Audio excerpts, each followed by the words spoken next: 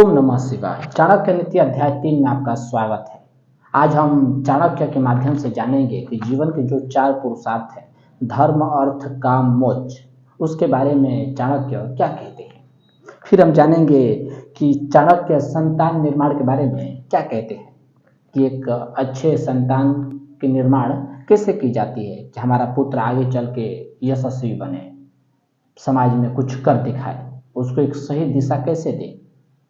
फिर हम जानेंगे कि वो 4 सत्य के बारे में बताते हैं अध्याय 3 में। वो 4 सत्य कौन से हैं। वो कहते हैं कि अगर जीवन में गरीबी है तो उससे कैसे उभरे, अगर जीवन में कलेश होता है तो उससे कैसे उभरे, दिमाग में मानसिक पीड़ा जो तनाव रहता है हर वक्त, कोई कुछ कह दे, शायद किसी ने कहा हो मजाक में, शायद कोई कहा हो अनजाने में, शायद किसी ने बिना सोचे कहा हो, लेकिन वो बातें हमारे दिमाग में घर कर गई, उससे कैसे उभरे। अगर आप भी इन सब बातों में रुचि रखते हैं तो आज का वीडियो सिर्फ और सिर्फ आपके लिए। तो चलिए बिना किसी बकवास के वीडियो को शुरू करते हैं। अध्याय 3 श्लोक पहला। यहाँ पे आचार्य चाणक्य पूर्णता के बारे में बताते हैं। वो कहते हैं कि इस दुनिया में हर व्यक्ति, चाहे कोई भी हो, स्त्री हो पुरुष हो, वो पूर्णता की तलाश करता है। अगर शादी करना हो तो देखता है कि जिससे हम शादी करना चाहते हैं, जो हमारा पार्टनर है, वो सुंदर है कि नहीं, सुंदर है तो पैसे वाला है कि नहीं, पैसे वाला है तो चरित्रवान है कि नहीं। लेकिन आचार्य चाणक्य कहते हैं कि इन सब चीज़ों से हमें बचना चाहिए, क्योंकि जीवन में ऐसा कोई भी व्यक्ति या वस्तु नहीं है जो पूरी तरह से पूर्ण हो। हर व्यक्ति, हर वस्तु में कोई ना कोई दोष है। हम सोचते हैं कि जब परिस्थिति हमारे अनुकूल हो जाएगी, जब सब कुछ ठीक हो जाएगा, तब हम अपने लक्ष्य पे काम करेंगे, तब हम जीवन में आगे बढ़ेंगे। जबकि सच्चाई ये है कि जीवन में कभी कुछ ठीक नहीं होगा, जैसा है उसी में हमें आगे कदम बढ़ाना होगा। यही मार्ग है। यही बात कहते हैं आचार्य चाणक्य अध्याय 3 के श्लोक पहला में कि जो पूर्णता की तलाश है उसे छोड़ देनी चाहिए, अर्थात जो प्राप्त है उसी में पर्याप्त रहना चाहिए, जो संतोष करना चाहिए जो मिला है। ज़्यादा की तलाश में नहीं रहना चाहिए, क्योंकि अगर आप सुंदर की तलाश करते हैं तो हो सकता है सुंदर मिल जाए, लेकिन फिर आप सोचते हैं कि सुशील भी हो तो संभव नहीं है। अगर सुंदर और सुशील भी मिल जाए तो आप चाहते हैं धनवान हो तो संभव नहीं है। कुछ ना कुछ त्रुटियां रह जाएगी। ये बात सभी जानते हैं, इसमें कोई बात विशेष नहीं है जो मैं आपको बताऊं। ये बात आप बचपन से सुनते आ रहे हैं कि जो प्राप्त है उसी वही पर्याप्त है। अच्छा, एक कदम और आगे चलते हैं। अच्छा, जैसे जैसे हम आगे बढ़ेंगे वैसे वैसे बातें क्रांतिकारी होती जाएगी, क्योंकि आचार्य चाणक्य की बातें हैं, मेरी बातें नहीं है कि हवा हवाई हो जाए। चाणक्य की बातों में रस है। उनके बारे में आप जानते हैं कि वो एक राज्यशास्त्री थे। वो अपने शिक्षा से एक साधारण से बालक को दुनिया का सबसे महान सम्राट बना दिए, जिसे हम आज चंद्रगुप्त मौर्य के नाम से जानते हैं। इसीलिए मैं उनके विचारों को लाया हूं ताकि हमारे जीवन में कुछ काम आ सके, आप कुछ समझ सके। तो चलिए एक कदम और आगे चलते हैं। क्या कहते हैं अध्याय 3 श्लोक 11। यहाँ पे आचार्य चाणक्य सफल जीवन के बारे में बताते हैं। वो कहते हैं अगर आप जीवन में सफल होना चाहते हैं तो मेरी 4 बातों को गांठ बांध लीजिए। कौन कौन सी बातें हैं। तो पहला कहते हैं कि अगर आप गरीब हैं और गरीबी को तोड़ना चाहते हैं, गरीबी से बाहर निकलना चाहते हैं, तो उसका एक मात्र उपाय है। और वो उपाय क्या है। वो उपाय है परिश्रम। मेहनत करिए, जी तोड़ मेहनत करिए। इसके बारे में ओशो बहुत सुंदर बात कहे थे। हालांकि यही बात कहे थे, लेकिन वो अपने तरीके से कहे थे, वो अपने ढंग से कहे थे। वो क्या कहे थे कि अगर आप गरीब हैं, ओशो ने कहा था कि अगर कोई व्यक्ति गरीब है तो गरीबी एक बात का प्रमाण है कि आपके भीतर कोई प्रतिभा नहीं है। इसलिए ओशो ने कहा था कि गरीबी को तोड़ने का हर संभव प्रयास होना चाहिए, क्योंकि गरीबी एक पाप है, एक बीमारी है। गरीबी एक ऐसी चीज है जिससे व्यक्ति को कभी सम्मान नहीं मिलता समाज में। वो 4 लोगों की भीड़ में भी जाएगा तो पहले ही साइड हो जाएगा, उसका कॉन्फिडेंस भीतर से हिला रहेगा, टूट जाएगा कॉन्फिडेंस। चाहे वो कितना भी आत्मविश्वासी हो, उसका विश्वास टूट जाएगा। इसलिए गरीबी को तोड़ने का हर संभव प्रयास होना चाहिए। और मैं ओशो और आचार्य चाणक्य की बातों से पूरा राजी हूँ। हालांकि मेरे कहने में त्रुटि हो सकती है, शब्दों का मुठभेद हो सकता है, हेर फेर हो सकता है, लेकिन भाव वही है। दोनों लोग वही कहते हैं कि गरीबी को तोड़ने का हर संभव प्रयास होना चाहिए। और वो होगा कैसे? तो चाणक्य कहते हैं वो होगा सिर्फ और सिर्फ परिश्रम से। चादर तान के सोने से नहीं होगा, नींद को त्यागनी होगी। एक लाइन तो है बहुत सुंदर कि जब तक ना सफल हो नींद चैन को त्यागो तो संघर्ष का मैदान छोड़ के मत भागो तो। इस पे बहुत सुंदर शायरी है। तो पहला वही कहते हैं अपने 4 सत्य में कि गरीबी को तोड़ने का हर संभव प्रयास हो, और वो प्रयास सबसे पहला परिश्रम से हो, क्योंकि बिना परिश्रम के आप गरीबी को नहीं तोड़ सकते। अच्छा, दूसरा कहते हैं कि अगर आप चाहते हैं कि आपके जीवन में परमात्मा की कृपा आप पे सदैव बनी रहे, तो उसका एक ही उपाय है कि आप परमात्मा की भक्ति करना शुरू कर दीजिए। क्योंकि जब भक्ति करेंगे, दिल परमात्मा में रमा रहेगा, तो ही परमात्मा की कृपा आप पे बरसेगी। नहीं तो दूसरा क्या उपाय है? गए मंदिर में घंटा भिला लिया, उससे परमात्मा खुश हो गया तो नहीं। परमात्मा तो खुश होगा कि हृदय में उसको स्थान दीजिए। 24 घड़ी में 1 घड़ी गए परमात्मा को याद कर लिए, वो भी वे मन से गए मंदिर, लेकिन दिमाग कहीं और था। मन में घर की बातें चल रही थी, ऑफिस की बातें चल रही थी, गर्लफ्रेंड ने धोखा दे दिया उसी की बात चल रही थी, प्रेमी ने धोखा दे दिया उसी की बात चल रही थी। और आप चाहते हैं कि परमात्मा की कृपा आप पे बरसेगी, जो संभव नहीं है। इसलिए कहते हैं कि अगर आप चाहते हैं कि आपके जीवन में परमात्मा की कृपा आप पे बरसे, तो पहला काम है कि आप भक्ति करना शुरू कर दीजिए। अच्छा, एक कदम और आगे फिर वो कहते हैं कि अगर आपके जीवन में बहुत सारा क्लेश होता है, तो उसका एक उपाय है कि आप मौन रहना सीख लीजिए।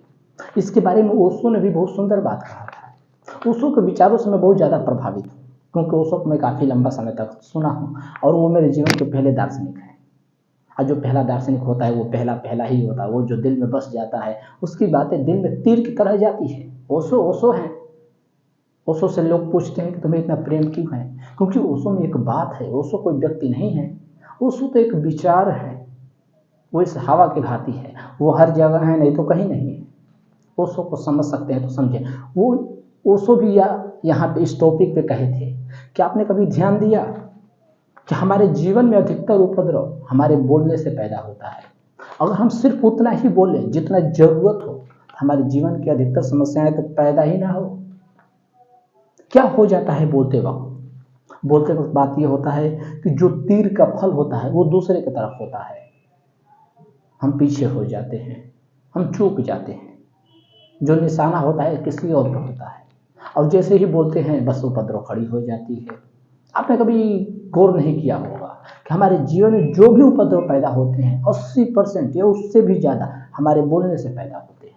हम सिर्फ अगर उतना ही बोले जितना जरूरत हो, तो 90% समस्या पैदा ना हो।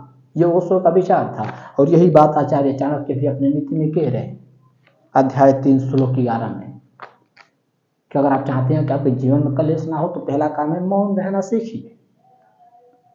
अच्छा, फिर वो एक कदम और आगे कहते हैं कि अगर आप जीवन में सतर्क रहें, जागरूक रहें, तो आप चोर उचक्कों से बच सकते हैं। लोग आपको मूर्ख नहीं बना सकते। तो 4 सूत्र में यही कहते हैं, पहला गरीबी मिटाना है तो परिश्रम कीजिए। अगर आप चाहते हैं कि परमात्मा की कृपा आप पे बरसे, तो भक्ति कीजिए। अगर आप चाहते हैं कि आपके जीवन में कलेश ना हो, उपद्रव खड़ा ना हो, तो मौन रहना सीखिए। और चौथा, अगर आप चाहते हैं कि आपको कोई मूर्ख ना बना सके, तो सतर्क रहना सीखिए, जागरूक रहना सीखिए। अच्छा, चलिए एक कदम और आगे चलते हैं। अध्याय 3 श्लोक 12, यहाँ पे आचार्य चाणक्य बहुत ही क्रांतिकारी बात कहते हैं, 2 उदाहरणों के साथ। वो कौन सी बातें हैं? तो अति के बारे में कहते हैं। वो कहते हैं कि इस दुनिया में जो कुछ भी होता है वो अति के कारण होता है। माता सीता का हरण हुआ अति के कारण, क्योंकि माता सीता अधिक सुंदर थी, विश्व सुंदरी थी, त्रिलोक सुंदरी थी। जब शूर्पणखा जाके रावण के सामने उनकी बखान की कि मैं एक नारी देख के आई जंगल में, त्रिभुवन सुंदरी, मुझे लगा कि वो आपके लिए होनी चाहिए, मैं उसके पास गई, लेकिन वहाँ पे 2 पुरुषों ने मेरी नाक काट दी। और रावण के मन में बस वासना भर गई, स्त्री का नाम सुनते ही कि त्रिभुवन सुंदरी। जिसे मैं नहीं देखा वो तो लंका की रानी ही होनी चाहिए, और बस निकल गया है अपहरण करने के लिए। तो सीता माता का अपहरण क्यों हुआ? क्योंकि माता सीता अति सुंदर थी। यहाँ पे आचार्य चाणक्य कहते हैं कि हमें जीवन में अति से बचना चाहिए। अति किसी चीज की अति अच्छी नहीं होती। रावण का विनाश क्यों हुआ? अधिक स्वाभिमान के कारण, अहंकार के कारण अधिक था, जरूरत से ज्यादा था। तो वही आचार्य चाणक्य कह रहे हैं कि अति जीवन में किसी बात की अच्छी नहीं होती। थोड़ा गला सूख रहा, पानी पी ले तो बेहतर होगा।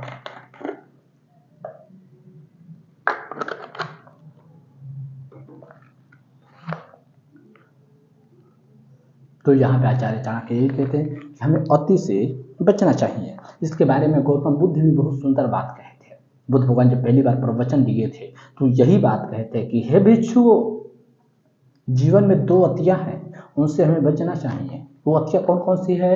वे कहते हैं कि पहला भोग। कुछ लोग एकदम भोग में ही डूब जाते हैं, दिन रात भोग विलास में ही रहते हैं, भय विचार के ही पीछे रहते हैं। कोई धन में डूब जाता है, कोई स्त्री में डूब जाता है, कोई पुत्र मोह में डूब जाता है, तमाम प्रकार के भोग में लोग डूब जाते हैं। इसी के बारे में बुद्ध भगवान ने कहा था कि हे भिक्षुओं, इन दो अतियों से बचना है। पहला, ना तो हमें भोग में डूब जाना है और ना ही कठोर तप करने लगना है कि सब छोड़ छाड़ दिया और चले गए जंगल। क्योंकि बुद्ध भगवान पहले भोग में थे, उनके पिता पूरा जीवन उनको भोग में डुबा रखे थे कि बेटा कहीं सन्यासी ना हो जाए। क्योंकि जब वो पैदा हुए थे तो एक ऋषि मुनि सन्यासी हिमालय से उतर के आके ये घोषणा कर गए थे कि इस व्यक्ति को जिस दिन मृत्यु की खबर आएगी उसी दिन ये संन्यास्त हो जाएगा।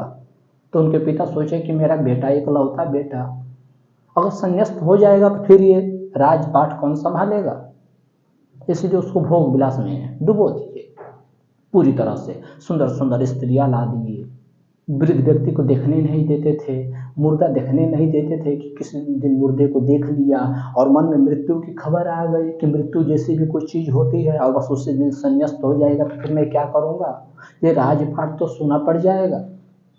तो पूरा जीवन उन्हें भोग में डुबाए रहे। और उसके बाद जब बुद्ध भगवान को होश आ ही गया, जो होना है वो होके रहेगा, होने को कौन टाल सकता है। 29 साल की उम्र में बुद्ध भगवान पहली बार देख लिए, मरे हुए व्यक्ति को देख लिए, साधु को देख लिए, बीमार व्यक्ति देख लिए। वो जान गए जीवन में दुख है, सब छोड़ छाड़ के भोग विलास चले गए जंगल में, तपस्या करने लगे। कठोर तपस्या की, खूब कठोर, सूखे हड्डी हो गए थे। उनके भीतर शक्ति नहीं थी कि वो नदी को भी पार कर सके। छोटी सी नदी थी, पानी बहती थी, उनके भीतर उतनी भी शक्ति नहीं थी कि वो पार कर सके। वो चलते चलते गिर कर सूर्य सम्राट का बेटा, राजकुमार, जिसकी गुण पूरे भारत में गाई जा रही हो, वो ये हाल पे आ गया, उसके भीतर शक्ति नहीं रही। क्यों? क्योंकि वो कठोर तप करने लगा। एक एक दाने पे 24-24 घंटा रहने लगे, चावल का सिर्फ एक दाना खाते और 24 घंटे तपस्या करने लगे। आप देखे नहीं तपस्या कितनी कठिन कठिन लोग बता रखे हैं। क्या परमात्मा को भूल जाएंगे, आप उसी में उलझ जाएंगे। पत्ता खाओ और तपस्या करो, एक टांग पे खड़ा हो जाओ और तपस्या करो, हाथ पे खड़े हो जाओ तपस्या करो, कांटे पे लेट जाओ तपस्या करो। आप भूल ही जाएंगे परमात्मा को पाना, आप अपने दुख में ही लग जाएंगे। कांटे पे लेट रहेंगे, आपको परमात्मा का ख्याल आएगा, ख्याल कांटे का ही रहेगा कि इधर से चुभ रहा उधर से चुभ रहा। एक टांग पे खड़े हो जाएंगे, परमात्मा का ख्याल आएगा, ख्याल तो टांग पे ही रहेगा कि अरे बाप रे टांग में तो दर्द हो गई, करूँ तो क्या करूँ। कपड़े एकदम त्याग दिए, निर्वस्त्र हो गए, सर्दी का मौसम आ गया, कांप रहे हैं, परमात्मा का ख्याल आएगा कि कांपते रहें क्या, आप उन्हीं कपड़े का ख्याल रखेंगे। इसलिए बुद्ध भगवान ने कहा था कि हे भिक्षुओं, जीवन में दो अतियां हैं, उनसे बचना है। ना अति में भोग में डूब जाना है और ना ही अति सब कुछ छोड़ के कठोर तप में। इन दोनों के बीच एक संतुलन बना के चलना है। इसी को बुद्ध भगवान मध्यम मार्ग कहे थे। और यही बात यहाँ पे आचार्य चाणक्य भी अपने नीति में कह रहे हैं कि मेरे प्रिय दर्शक, मेरे ऑडियंस, जो कोई भी है, मेरे सुनने वाले, पढ़ने वाले, चाहने वाले, जीवन में अति से बचना है। अति किसी चीज की अच्छी नहीं होती। जिसके पास अति पैसा हो जाता है उसके भीतर पैसे का अहंकार, जो अति सुंदर हो जाता है उसके भीतर सुंदरता का अहंकार, जो पद पे बैठ जाता है प्रधानमंत्री के, राष्ट्रपति के, उसके भीतर पद का अहंकार, जिसको बहुत पावर मिल जाता है उसको पावर का अहंकार। हिटलर का पतन क्यों हुआ, हिटलर को आत्महत्या क्यों करनी पड़ी? अहंकार, नस्लीय घमंड था। हिटलर ने पूरी दुनिया में यही तो घोषणा किया था कि आर्य समाज ही श्रेष्ठ समाज है, बाकी जो नस्ल है आर्य नस्ल के अलावा हिटलर सबको बीमारी मानता था, हानिकारक मानता था कि सब बीमारी है। अब यही बात हो गई, जैसे मान लीजिए कि मैं शाह हूँ, जायसवाल हूँ और मैं कहूँ कि जायसवाल ही श्रेष्ठ है, बाकी जो नस्ल है वो सब बीमारी है, तो ये क्या है? ये घमंड नहीं है तो क्या है? और हिटलर को यही था, आर्य समाज ही श्रेष्ठ है।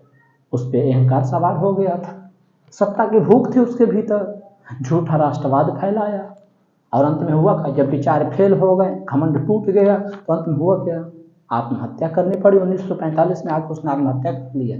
मजबूरी, अति किसी चीज की अच्छी नहीं होती, क्योंकि उसके पास ताकत थी, पावर थी, तो अहंकार चढ़ गया कि बस अब किसी को नहीं छोड़ूंगा, जो हो मैं ही हूं, और हुआ का अंत में मरना पड़ा। यही बात आचार्य चाणक्य कह रहे हैं कि जीवन में अति कभी ठीक नहीं होती किसी चीज की, इसलिए जीवन में एक संतुलन बना के चले, न भोग में न तप में, जीवन दोनों के बीच एक संतुलन। खूबसूरत हो जाए तो खूबसूरती का अहंकार ना पाल लें, अगर आपके पास धन आ जाए तो धन का अहंकार ना पाल लें। यही बात सिखा रहे हैं आचार्य चाणक्य अपने नीति के माध्यम से हमें। चलिए एक कदम और आगे चलते हैं।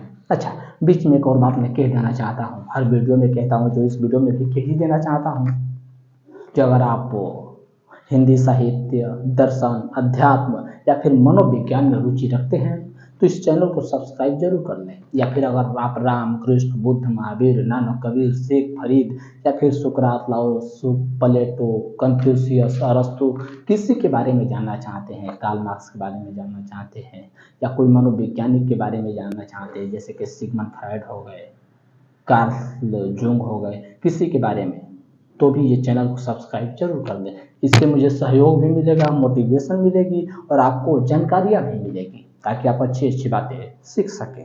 चलिए एक कदम और आगे चलते हैं।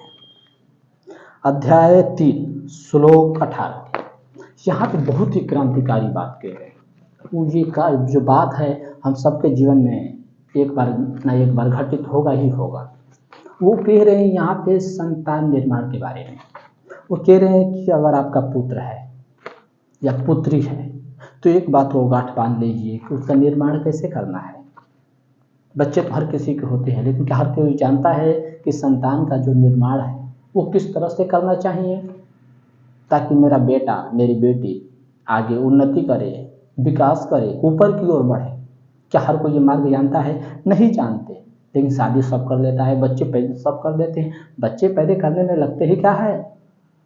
दो व्यक्तियों का मेल, वासना बस थोड़ी सी पूर्ति कर लो, बस बच्चे पैदा हो जाते हैं। जानवर भी कर लेते हैं, लेकिन उन्हें अच्छे तरीके से पता थोड़ी है कि संतान की जो पालन पोषण की प्रक्रिया है वो कैसे करनी है, कैसे उसे अच्छा संस्कार देना है, नहीं जानते। इसी के बारे में आचार्य चाणक्य अपने नीति में हमें बताते हैं कि संतान का निर्माण कैसे करना चाहिए। तो कहते हैं कि अगर आपका बेटा 5 साल तक है, 0 से लेके 5 साल, जब बच्चा पैदा हुआ उस समय से लेके 5वीं साल तक बच्चे को खूब लाड प्यार देना चाहिए। क्यों देना चाहिए? क्योंकि वो कहते हैं कि उस समय तक बच्चा अबोध होता है, नाबालिग होता है, उससे कुछ नहीं ज्ञान, एकदम कोरे कागज की तरह होता है, उस पर जो लिखना चाहो वो लिख दो। इसलिए वो कहते हैं कि 5 साल तक खूब लाड प्यार देनी चाहिए, और कुछ गलती भी करे तो छोड़ देनी चाहिए, क्योंकि उसे कुछ पता ही नहीं। पहले उसे इस दुनिया को अनुभव करने देना चाहिए, अपने इंद्रियों को खुलने देना चाहिए, आंखों से देख सके, चीज़ों को समझ सके।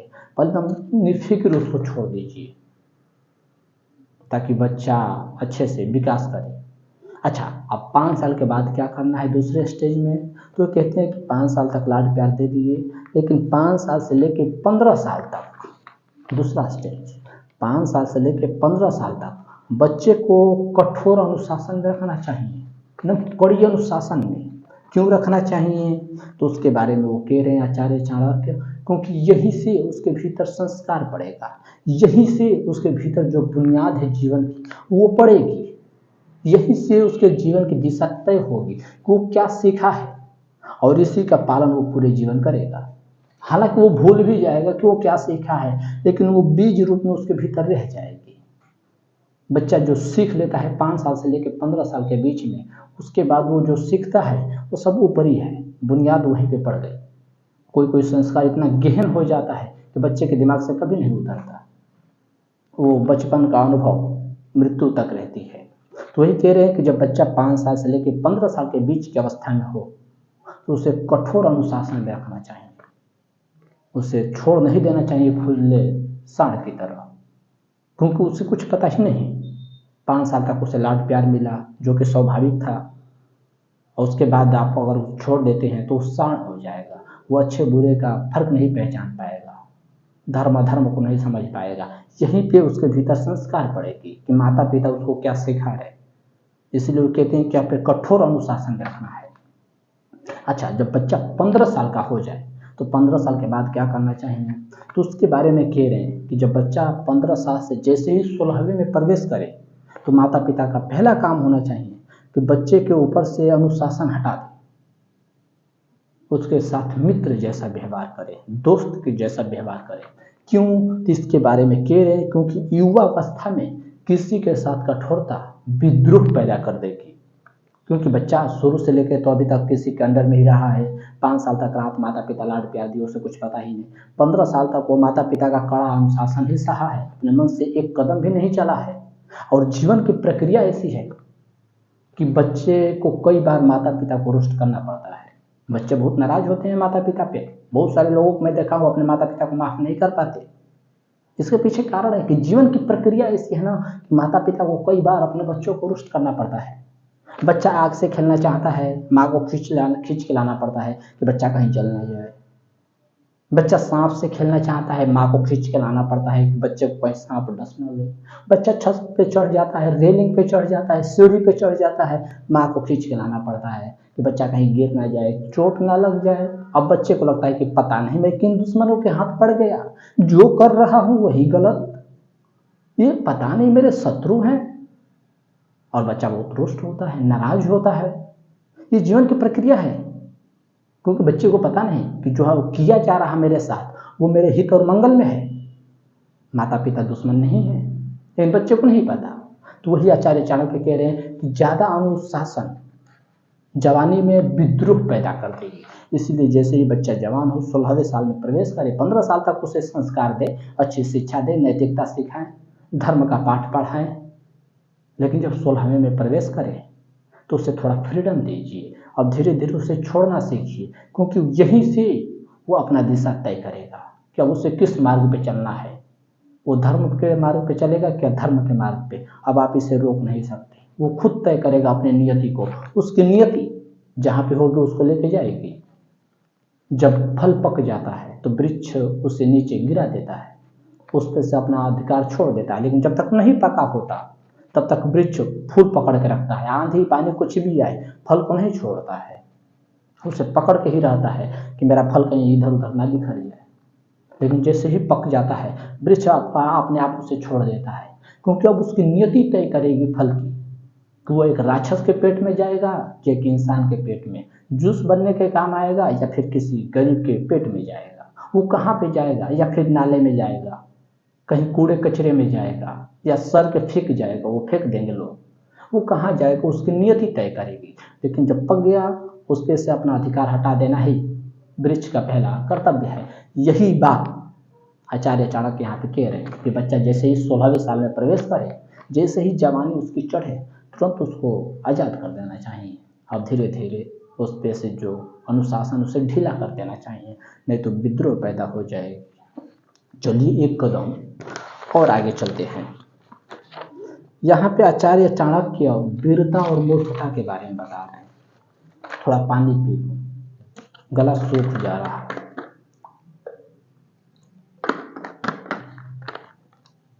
इसके पीछे कारण है, मेरे बोलने में आपको लग रहा होगा कि कितना थका हुआ है, जो कि बिल्कुल स्वाभाविक है। और वास्तव में मैं थका हुआ हूँ। क्यों थका हूँ, क्योंकि जरा सोचिए, कोई व्यक्ति सुबह 6 बजे उठे, 7 बजे ड्यूटी के लिए निकल जाए नहा धोवा के, 1 घंटे में नाश्ता वास्ता जो कुछ भी करना हो, और रात को ठीक 9 बजे आए, मतलब कि 14 घंटा ड्यूटी करने के बाद और रूम पे पहुंचने में, ड्यूटी जब 9 बजे छूटे तो स्वाभाविक है 1 घंटा लग जाती है इधर उधर चाय पानी पीने में, घर पे आने पे फ्रेश होने में, बैठने में, आराम करने में 1 घंटा लग जाते हैं 10 बजे। मतलब कि 16 घंटा तक जो व्यक्ति एकदम मशीन की तरह नींद खुला और रात को 10 बजे तक एकदम खटा हो, उसके बाद भी उसे रेस्ट नहीं है। खाना बनाना है, खाना है, सोना है, उसमें भी 2 घंटा 2.5 घंटा लगेंगे।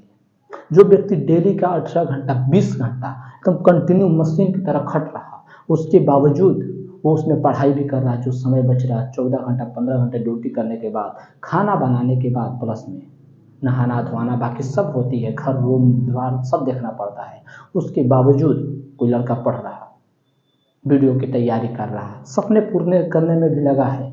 क्योंकि अगर वो नहीं किया तो फिर कंपनियां तो बैठी ही हैं, तुम्हें एकदम धो देगी कपड़े की तरह साबुन लगा के, तो फिर शरीर थक जाता है, हिम्मत नहीं होती। मैं 3 दिन से सोच रहा हूँ कि अध्याय 3 पे वीडियो बनाऊँ, लेकिन नहीं बना पा रहा क्योंकि समय नहीं मिल पा रहा। 2 दिन से आ रहा, सीधा सो जा रहा क्योंकि शरीर थका।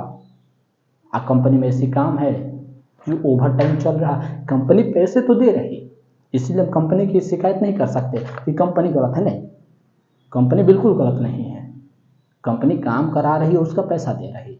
8 घंटे की ड्यूटी होनी चाहिए, 8 घंटे की ड्यूटी है, प्लस में उसके पास जो काम है वो तो आपसे कराएगी। आपको रखी किस लिए है, हायर क्यों की है कंपनी को? अगर उसका काम ही ना निकले अर्जेंट का तो कस्टमर, उसके पास भी प्रेशर है, कस्टमर ने डाल रखा है ऑर्डर और उसका टाइम पे नहीं गया तो फिर कंपनी को पैसे नहीं मिलेंगे। कंपनी को पैसे नहीं मिलेंगे तो कंपनी आपको पैसे कहाँ से देगी? तो बिल्कुल स्वाभाविक है, इसमें कंपनी की हम गलती नहीं दे सकते, कंपनी का हम दोष दे ही नहीं सकते, लेकिन हमारी परिस्थिति है जो हमें दोषी बना रखी है कि 20 घंटा खट लिए तो फिर अब तुम्हारा भीतर जो एनर्जी है वो रहा ही नहीं, वो छिड़ हो गई, तिरोहित हो गई पूरे दिन में, तो तुम्हारे भीतर फिर वो एनर्जी बचती नहीं है। और कंपनी में लड़ना झगड़ना वो अलग चलता रहता है। वो पता नहीं किस माइंड सेट से आते हैं लोग, वो लगता है घर के सोच के ही आते, बस कल चल के तो लड़ना ही लड़ना है, फलाने पे चिल्लाना ही चिल्लाना है, बस लोगों की कमियां ही ढूंढनी है, पता नहीं क्या। खैर क्या ही कहना, अच्छे बुरे लोग हर जगह होते हैं, हम अपने मंजिल पे चलते हैं, राह छोड़ देते हैं। चलिए एक कदम और, अध्याय 3 श्लोक 19। यहाँ पे आचार्य चाणक्य वीरता और मूर्खता के बारे में बता रहे हैं। आचार्य चाणक्य कहते हैं कि कभी कभी क्या होता है कि इंसान वीरता दिखाने में, वीर बनने में, बहादुर बनने में अपने से ताकतवर व्यक्ति से लड़ने चला जाता है और नतीजा क्या निकलता है? हार के, अपमानित होके चला आता है और इसे वो वीरता समझता है कि मैं तो बहुत बड़ा वीर हूँ, ताकतवर है तो क्या, वो फिर भी मैं लड़ गया, जबकि ये मूर्खता है। आचार्य चाणक्य कह रहे हैं, बात बिल्कुल ठीक है, ये बात ठीक उसी प्रकार है जैसे कि मान लीजिए बहुत तगड़ा तूफान उठा हो और आप आंखें खोल के एकदम चल रहे हैं कि तूफान है तो मेरा क्या बिगाड़ देगा, मैं तो वीर हूँ, आंखें एकदम खोल के चलूंगा, एकदम पैनी आंखें करके चलूंगा। तो ये क्या है, ये वीरता है या मूर्खता है? यहाँ पे तो करना हमें ये चाहिए कि जब आंधी है, तूफान है, तो हमें थोड़ी देर इंतजार करनी चाहिए कि आंधी निकल जाए फिर हम चलेंगे, यही बुद्धिमानी है।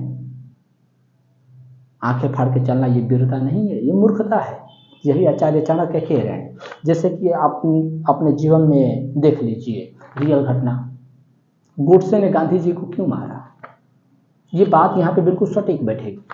मैं बताता हूँ फिर, गोडसे ने गांधी जी को क्यों मारा। अगर आप जानते होंगे तो आप ये भी जानते होंगे कि गोडसे ने गांधी जी को सिर्फ और सिर्फ इसीलिए मारा क्योंकि उसे गांधी जी की जो नीतियां थी, अहिंसा का मार्ग, कि हिंसा मत करो, लड़ाई झगड़ा छोड़ो, जो चोट पहुंचाया उसे भी माफ करो, इस पर अल्लाह तेरो नाम, हम सब एक हैं, तो लड़ाई झगड़ा क्यों करना। लेकिन गोडसे को लगा कि धत्तेरी की, दुश्मन ललकार रहा, ब्रिटिश राज्य ललकार रहा, वो तैयार है लड़ने को और आप जाकर उसके सामने हाथ जोड़ रहे हैं, ये तो कमजोरी है।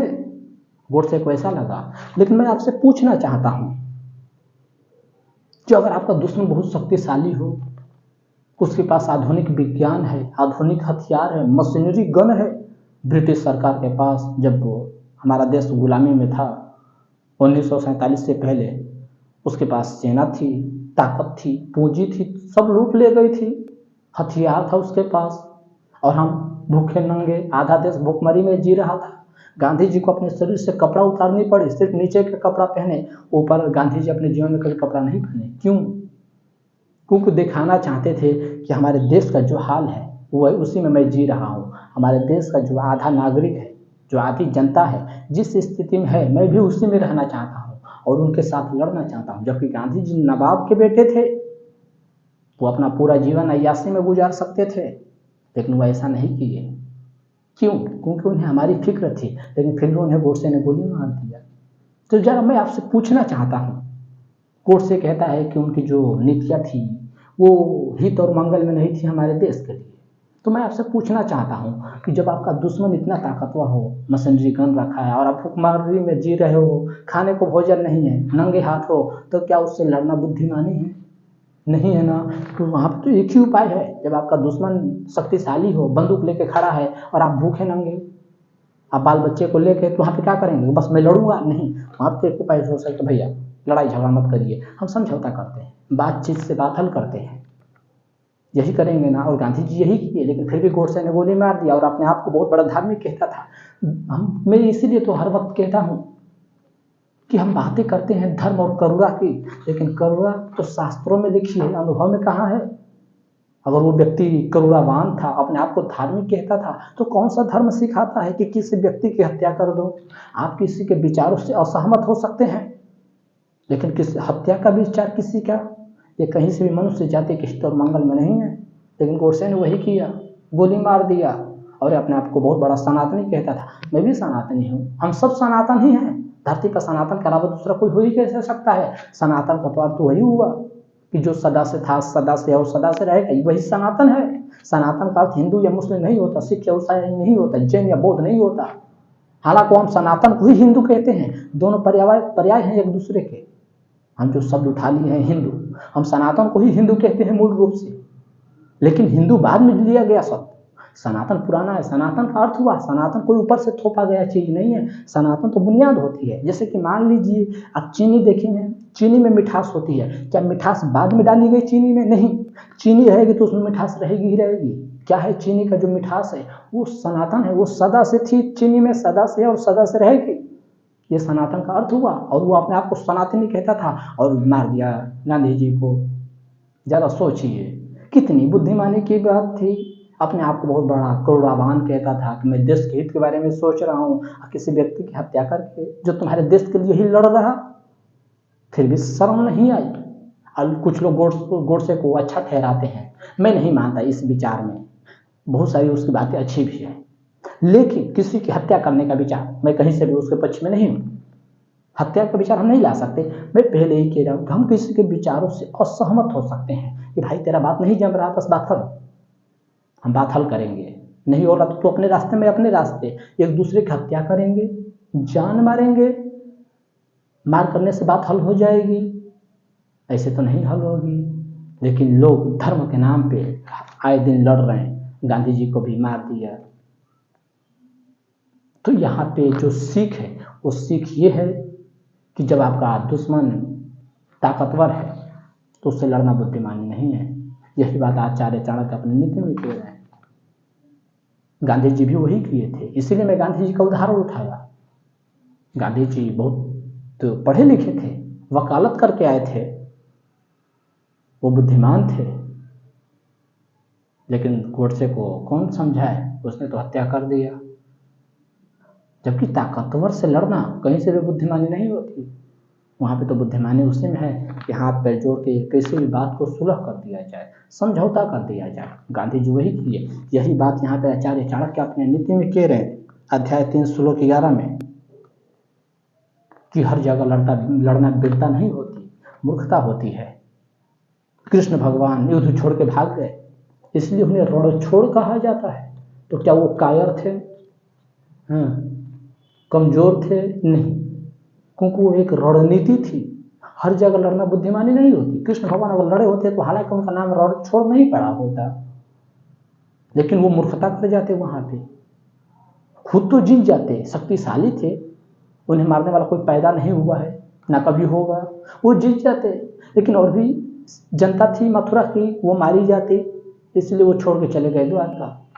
कि दुश्मन को दूर ले जाओ, वहां पे भागना ही हितकारी है, नहीं तो हमारा ही नुकसान होगा, हमारी ही प्रजा मारी जाएगी, हमारे ही देश में भूखमरी आएगी। तो इसमें लाभ इसी में है कि युद्ध छोड़ कर भी भाग जाया जाए। हालांकि नाम रणछोड़ पड़े तो पड़े, उस समय लोग उन्हें अपमान करने के लिए, गाली देने के लिए रणछोड़ कहते थे।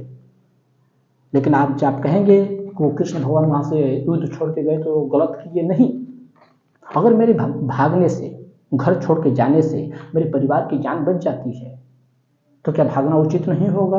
अगर मैं वहीं पर रहूँ कि नहीं मैं लड़ूंगा और मेरे परिवार मैं तो बच जाऊँ, लेकिन मेरे सारे परिवार मारे जाएं, बंदी बना लिए जाएं, उनका शोषण किया जाए, दमन किया जाए, उन्हें नष्ट किया जाए, तो क्या कहेंगे कि मैं बहुत बड़ा वीर था? आप कहेंगे मूर्ख था।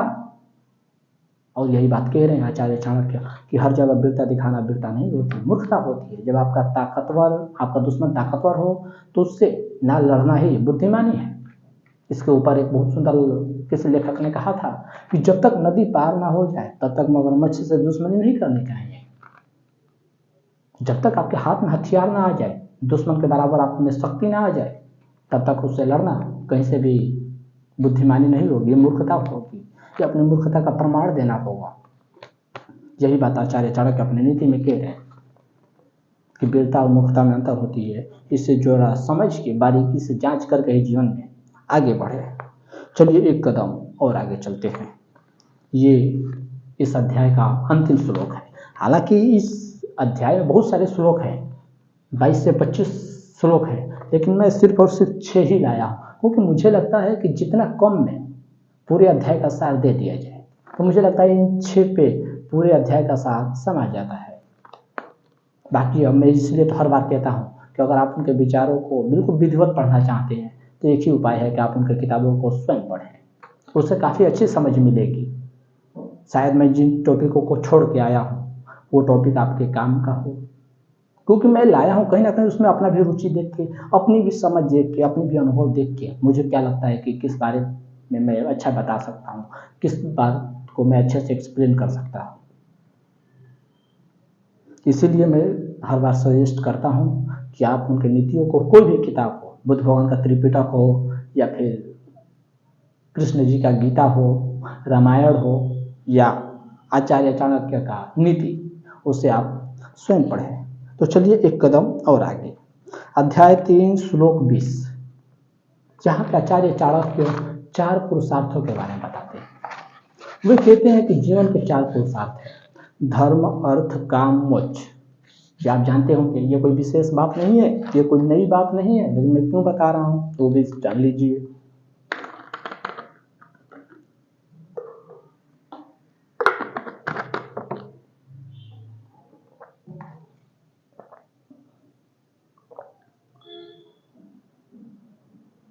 मैं पसीने से तरबतर हो गया हूँ, लेकिन फिर भी बोले जा रहा हूँ। बोलने की शक्ति नहीं है, लेकिन वीडियो को अधूरे पर नहीं छोड़ सकता, मजबूरी है।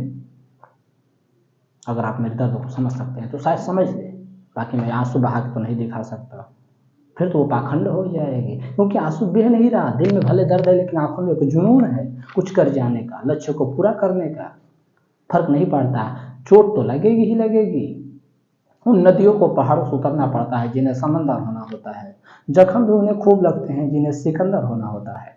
तो बिल्कुल स्वाभाविक है, चोट मिलेगी, कांटे चुभेंगे पैर में, उसके बावजूद लड़ने में ही बुद्धिमानी है। वहीं पे आपकी परीक्षा होगी, वही आपके जीवन का संघर्ष है वास्तविक। वहाँ पे अगर आप खरा उतर जाते हैं तो बात बनेगी, तो ही आप अपने लक्ष्यों को पूरा कर पाएंगे। और देख ही रहे हैं, हाँ मैं लड़ रहा हूँ, मैं नहीं जानता कब मुझे सफलता मिलेगी, कब मेरे विचार लोगों तक पहुँचेंगे, जो मैं कहना चाहता हूँ कब लोग मेरी बातों को समझेंगे, मैं नहीं जानता। बस अपना कर्म किए जा रहा हूँ। कृष्ण भगवान यही तो कहते हैं, पूरे गीता का सार यही तो है, अपना कर्म करो, फल की इच्छा क्यों करते हो। और बस मैं अपना कर्म कर रहा हूँ। तो क्या कहते हैं अध्याय 3 और श्लोक 20 में 4 पुरुषार्थ के बारे में आचार्य चाणक्य कहते हैं, धर्म, अर्थ, काम, मोक्ष।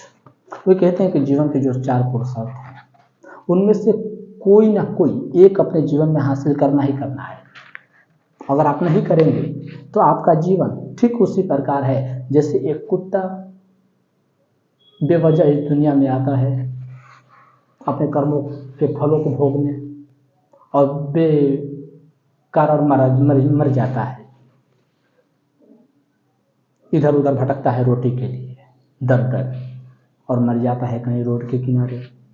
वही हाल हमारे जीवन की भी होगी और हम चारों में से कोई एक हासिल नहीं करते हैं तो मनुष्य जीवन व्यर्थ गया। ये कहानी कुत्ते की जॉर्ज गुरजिएफ ने कहा था। वो हमेशा अपने अनुयायियों से कहता था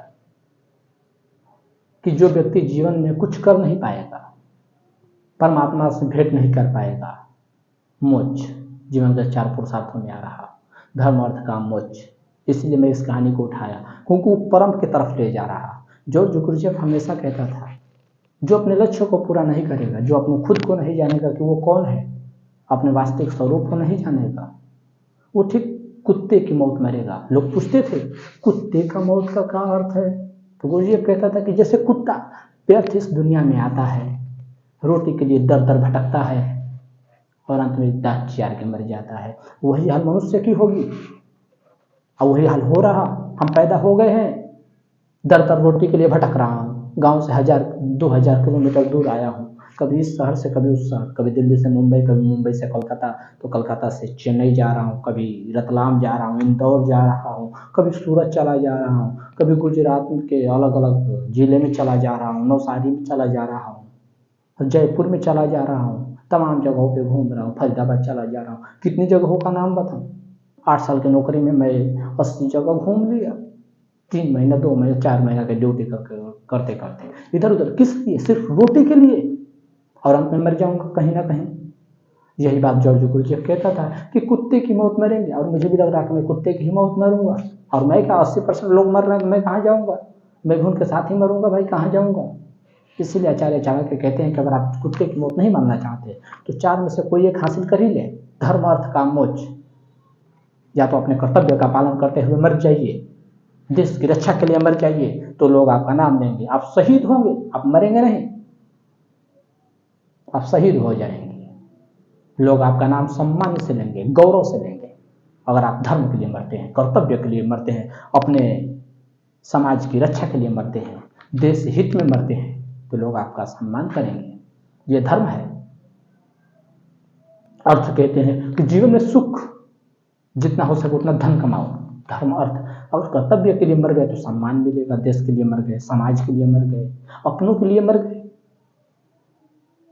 या फिर अगर आप अर्थ कमा लेते हैं, बहुत सारे रुपए पैसे, और देश हित में लगा देते हैं, तो भी लोग आपको सदियों तक याद रखेंगे। अगर ये नहीं कर पाते तो काम हासिल कीजिए। काम का क्या अर्थ है? देखिए, लोग जैसे ही काम की बात आती है, जीवन के 4 पुरुषार्थों में धर्म अर्थ काम, तो काम को लोग बहुत ही निगेटिव, नकारात्मक सोच पकड़ लेते हैं। वो सीधा काम को सेक्स पर जोड़ देते हैं, वासना से जोड़ देते हैं। जबकि ये काम जो हम उसकी कल्पना करते हैं, जो जीवन के 4 पुरुषार्थों में रखा गया है काम, और हम जिन काम को संभोग से जोड़ देते हैं, उन दोनों में अंतर है। ये काम भी उस काम का छोटा सा रूप है, लेकिन ये पूरा काम नहीं है। काम का अर्थ होता है अधिकार का भाव। जैसे कि मान लीजिए आप एक फूल को देखते हैं, फूल आपको सुंदर लगा, ये क्या था? प्रेम था। बेकार फूल आपको कुछ दे नहीं रहा, लेकिन प्यारा था, आपके भीतर से आनंद फूट पड़ा। प्रेम कितना सुंदर फूल है, लेकिन तुरंत आपके ऊपर काम हावी हो जाएगा कि बस ये फूल सुंदर है, मेरा होना चाहिए, और बस यही जो अधिकार का भाव आ गया, यही काम है। हर चीज को अपने नियंत्रण में रखने की जो भाव है, यही काम है। बाकी जिस काम को हम पकड़ लेते हैं काम नाम आते ही, वो काम का छोटा सा रूप है, पूर्ण काम नहीं है। आप चाहते हैं कि आपके हाथ में पूरा देश, राज्य, साम्राज्य हो, ये काम है जो बढ़ाई जा रहा, आपको डुबोई जा रहा। स्त्री को देख के बस उस पर मेरा अधिकार होना चाहिए, ये काम है। तो वही कहते हैं आचार्य चाणक्य कि जीवन के जो 4 पुरुषार्थ है, धर्म अर्थ काम मोक्ष, उनमें से कोई एक हासिल करना चाहिए। लेकिन इसका अर्थ क्या हुआ कि वो काम जिसको हम समझ लेते हैं अधिकार का भाव, वो नहीं करना है। काम का अर्थ होता है सुख, जीवन में सुख भोगो, लेकिन किसी को पीड़ा देके नहीं। सुख भोगना अच्छी बात है, लेकिन किसी को पीड़ा देके, फूल आपको लगा प्यारा, इसलिए मैंने शुरू में उदाहरण लिया फूल का। फूल आपको प्यारा लगा, अच्छी बात है, सुख भोगिए, देख के खुश होइए, क्या बात है। प्रकृति ने कितना सुंदर नया सृजन किया है फूल का, नए रंग बिरंगे फूल देख रहे हैं गार्डन में, देखिए। लेकिन अब उसकी हत्या, तुरंत उस फूल को तोड़ ले, आप उसको नष्ट कर देंगे। तो ये कहते हैं जीवन में सुख भोगना है, किसी का दमन नहीं करना है। या फिर आप मोक्ष को हासिल कीजिए। आचार्य चाणक्य कहते हैं कि परमात्मा से मिलिए, आत्मा को परमात्मा से मिला दीजिए। 4 में से एक उद्देश्य होना चाहिए। अगर आप चारों में से कुछ भी नहीं हासिल करते तो आपका जीवन फिर व्यर्थ है। यह आचार्य चाणक्य का संदेश है कि जीवन में जो 4 पुरुषार्थ हैं, धर्म अर्थ काम मोक्ष, उसमें से किसी एक की प्राप्ति करना आवश्यक है। यह हमारे जीवन का लक्ष्य होना चाहिए। तो आज के लिए बस इतना ही। आप समझ गए होंगे मेरे बोलने से कि मैं कितना थका हारा हूँ। मैं बोल कहीं और पे रहा हूँ तो मेरा विचार कहीं और भी चला जा रहा है। कारण जब शरीर थका हो तो शरीर और जुबान का और मन का संतुलन टूट जाता है। ये फ्लो में नहीं चलता। शरीर कुछ और कह रहा, शरीर कह रहा कि तू रेस्ट कर, जुबान कह रहा कि नहीं बोलना यहाँ पे बहुत आवश्यक है, और मन कह रहा कि तू तो थक गया है, अब तेरी हिम्मत कहाँ रही कि तू सही दिशा में सोच। बस बस भटका रहा है इधर उधर। वो चाहता है कहीं पे बैठ शांत हो जाए। तो आज के लिए बस इतना ही। आप मेरी हालत को समझ पाए होंगे। कुछ त्रुटि रही हो तो उसके लिए क्षमा चाहता हूँ। छोटे भाई समझ के क्षमा कर दीजिए। तो आज के लिए बस इतना ही। ओम नमः शिवाय।